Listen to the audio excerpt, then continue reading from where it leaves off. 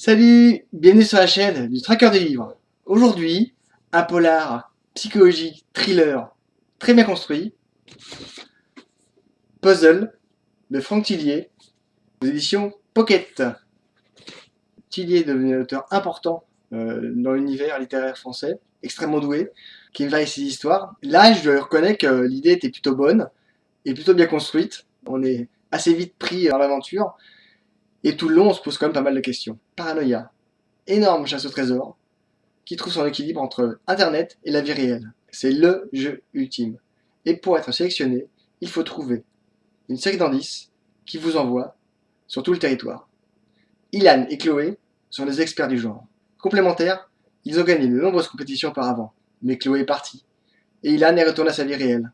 Mais voilà qu'un jour, Chloé réapparaît comme une tornade dans la vie d'Ilan. Paranoïa existe bel et bien. Ils ont commencé ensemble, ils doivent continuer ensemble.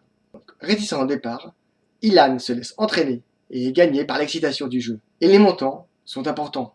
300 000 euros, même divisé par deux, ça lui permettra d'aller beaucoup mieux.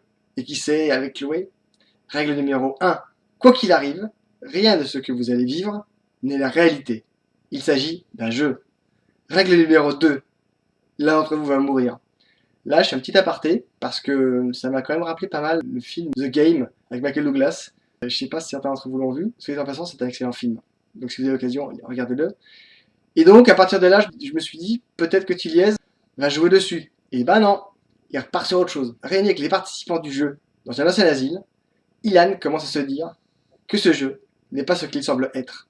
Des morceaux de souvenirs commencent à lui revenir. Des pans entiers de sa vie ressurgissent. Et depuis quand se faire électrocuter est un jeu?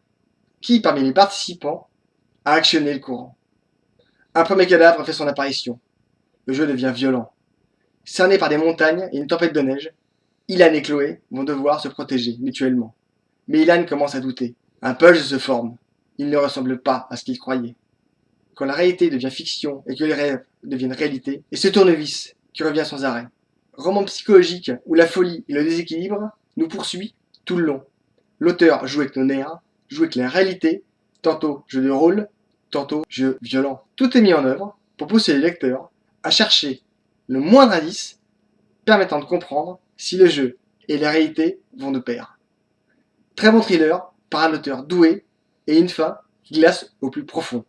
Éclatez-vous, lisez-le, likez, commentez, partagez, abonnez-vous, mangez des chouquettes, bonne lecture, à bientôt, au revoir.